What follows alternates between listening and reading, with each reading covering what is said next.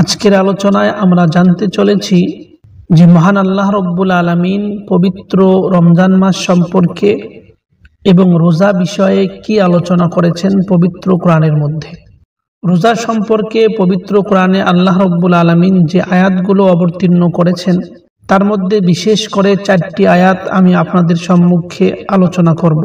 এই 4টি আয়াতের মধ্যে আল্লাহ তাআলা কি বলেছেন সেটা খুব মনোযোগ সহকারে শোনেন, বারবার শোনেন। এগুলো আল্লাহ তাআলার বাণী। সূরা বাকারার 183 নম্বর আয়াতে মহান আল্লাহ রব্বুল আলামিন রোজা সম্পর্কে বলেছেন, হে মুমিনগণ, তোমাদের জন্য রোজাকে ফরজ করা হয়েছে, যেমন তোমাদের পূর্ববর্তী গণদের উপরে রোজাকে ফরজ করা হয়েছিল, যাতে তোমরা মুত্তাকি হতে পারো। প্রিয় দর্শক, এখানে আল্লাহ তাআলা একটা কথা স্পষ্ট বলেছেন যে রোজা রাখলে মানুষ তাকওয়া অর্জন করতে পারে। এই আয়াতের মধ্যে আল্লাহ রব্বুল আলামিন পূর্ববর্তীদের কথা বলেছেন যে তোমাদের উপরে ওইভাবে রোজাকে ফরজ করা হয়েছে যেভাবে তোমাদের পূর্ববর্তী গণদের উপরে রোজা ফরজ করা হয়েছিল। এই পূর্ববর্তী গণদের উপরে রোজা ফরজ করা হয়েছিল এই কথা বলে আল্লাহ রব্বুল আলামিন এটা বুঝিয়েছেন যাতে করে উম্মতে মুহাম্মাদিরা এই রোজার হুকুম শুনে ঘাবড়ে না যায়। যে কাজ শুধুমাত্র একজনের উপর আরোপ করা হয় সে কাজ অনেক সময় কঠিন বলে মনে হতে পারে, আর যদি একই কাজ অনেক জনকে একসঙ্গে দেওয়া হয় তাহলে তখন সেটা অনেকখানি সহজ বলে মনে হয়।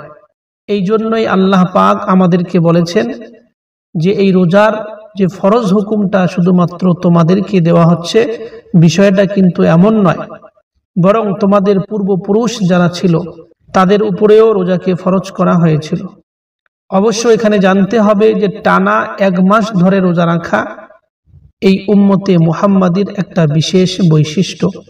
উম্মতে মুহাম্মাদি সাল্লাল্লাহু আলাইহি সাল্লামের আগে যাদের উপরে রোজা ফরজ করা হয়েছিল তাদের উপর হয়তো বছরে 1টি, 2টি অথবা 3টি বা 5টি রোজা ফরজ করা হয়েছিল, একসঙ্গে 1 মাসের রোজা ফরজ করা হয়নি। এটা শুধুমাত্র আমাদের এই ফজিলত, আমাদের এই বৈশিষ্ট্য যে আল্লাহ তাআলা আমাদের উপরে 1 মাস টানা রোজাকে ফরজ করেছেন। সূরা বাকারার 184 নম্বর আয়াতে আল্লাহ রব্বুল আলামিন বলেছেন, রোজা নির্দিষ্ট কয়েক দিনের, তোমাদের মধ্যে কেউ অসুস্থ হলে অথবা সফরে থাকলে অন্য সময় এই সংখ্যাটা পূরণ করতে হবে। এটা যাদের অতিশয় কষ্ট দেয় তাদের কর্তব্য এর পরিবর্তে ফেদিয়া, একজন অভাবগ্রস্তকে খাদ্য দান করা। যদি কেউ উৎফুল্লভাবে সৎ কাজ করে তবে তার পক্ষে অধিক কল্যাণকর, আর রোজা পালন করাই তোমাদের জন্য অধিকতর কল্যাণকর যদি তোমরা জানো। উক্ত আয়াতে কারিমায় আল্লাহ পাক বলেছেন, কোন মুসলমান যদি রমজান মাসে অত্যাধিক অসুস্থ থাকে অথবা সফর অবস্থায় থাকে তাহলে সে রমজানের বাইরে অন্য সময় এই রোজাগুলো আদায় করে নিবে। এই আয়াতের দ্বারা স্পষ্ট বোঝা যায় যে রমজান মাসে রোজা কারো উপরে মাফ নেই। যদি কেউ রমজান মাসের মধ্যে রোজা রাখতে পারে না, বরং সফরে থাকে বা অসুস্থ হয়ে যায়, তাহলে সে অন্য দিন যখন অসুস্থতা ভালো হবে বা যখন সফর থেকে বাড়িতে ফিরে আসবে তখন তাদের রোজাকে রাখতে হবে। আর যদি কেউ এমন থাকে যে রমজান মাসে রোজা রাখার তার ক্ষমতায় নেই, বিশেষ করে এমন বৃদ্ধ হয়ে গিয়েছে যে এখন আর রোজা রাখার ক্ষমতা তার শরীরে নেই, তখন সেই ব্যক্তি কোনো একজন মিসকিনকে 2 বেলা করে 60 দিন পর্যন্ত খাবার খাওয়াবে, অথবা একজন মিসকিনকে 2 বেলা করে 30 দিন খানা খাওয়াবে। সূরা বাকারার 185 নম্বর আয়াতে মহান আল্লাহ রব্বুল আলামিন বলেছেন, রমজান মাস এতে মানুষের দিশারি এবং সৎপথের স্পষ্ট নিদর্শন ও সত্যের পার্থক্যকারী রূপে কোরআন অবতীর্ণ হয়েছে। সুতরাং তোমাদের মধ্যে যারা এ মাস পাবে তারা যেন এ মাসে রোজা পালন করে, এবং কেউ অসুস্থ থাকলে কিংবা সফরে থাকলে অন্য সময় এই সংখ্যা পূরণ করবে। আল্লাহ তোমাদের জন্য যা সহজ তা চান এবং যা তোমাদের জন্য কষ্টকর তা চান না, এজন্যে যে তোমাদের সংখ্যা পূরণ করবে এবং তোমাদের সৎপথে পরিচালিত করার কারণে তোমরা আল্লাহর মহিমা ঘোষণা করবে এবং যাতে তোমরা কৃতজ্ঞতা প্রকাশ করতে পারো। এই আয়াতের মধ্যে মহান আল্লাহ রব্বুল আলামিন মানব জীবনের গাইডলাইন কোরআনুল কারীম রমজান মাসেই অবতীর্ণ করেছেন। মূলত এই কারণেই রমজান মাসের গুরুত্ব এবং ফজিলত এত বেশি। পবিত্র কোরআনকে বলা হয়েছে সত্য এবং মিথ্যার পার্থক্য নির্ণয়কারী।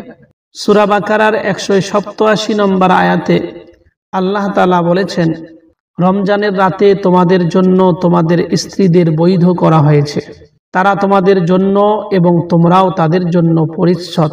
আল্লাহ তাআলা জানিয়েছেন যে তোমরা তোমাদের নিজেদের সাথে খেয়ানত করেছিলে, অতঃপর তিনি তোমাদের তওবা কবুল করেছেন এবং তোমাদেরকে মার্জনা করেছেন।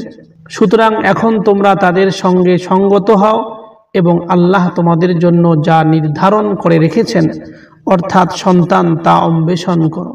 আর তোমরা আহার করো ও পান করো যতক্ষণ তোমাদের জন্য রাত্রির কালো রেখা থেকে ফজরের সাদা রেখা স্পষ্ট হয়ে যায়। এরপর রাত পর্যন্ত সিয়াম পূর্ণ করো। আর তোমরা মসজিদে ইতিকাফ অবস্থায় তাদের সাথে সঙ্গত হও না। এগুলো আল্লাহ তাআলার নির্ধারিত সীমা, সুতরাং এর নিকটবর্তী হইও না। এভাবেই আল্লাহ মানুষের জন্য তার আয়াতসমূহ স্পষ্টভাবে বর্ণনা করেন যাতে তারা তাকওয়া অবলম্বন করতে পারে। প্রিয় দর্শক, রোজা হচ্ছে সুবহে সাদিক থেকে সূর্যাস্ত পর্যন্ত যাবতীয় পানাহার ও কামাচার ছেড়ে দেওয়ার নাম। নির্দিষ্ট এই সময়ের বাইরে এই কাজগুলো করা অন্যায় নয়। অনেকের ধারণা ছিল রমজান মাসে রাতের বেলায় স্ত্রীর কাছে যাওয়া যাবে না, কিন্তু এই আয়াতে কারিমায় আল্লাহ তাআলা বিষয়টা স্পষ্ট করে দিয়েছে যে রাতের বেলায় স্ত্রী সম্ভোগ করা হালাল। পাশাপাশি এটাও বলে দিয়েছেন স্বামী এবং স্ত্রী একে অপরের পরিপূরক, উভয়ের কাছেই উভয়ের নির্দিষ্ট কিছু হক রয়েছে। এই 4টি আয়াত পবিত্র কোরআন থেকে আপনাদের সম্মুখে রোজা সম্পর্কে আমি তুলে ধরলাম। যদি আল্লাহ তাআলার এই পবিত্র বাণীগুলো আপনাদের কাছে বুঝে এসেছে তাহলে অবশ্যই জানিয়ে দেবেন এবং এর উপরে আমল করবেন ইনশাআল্লাহ।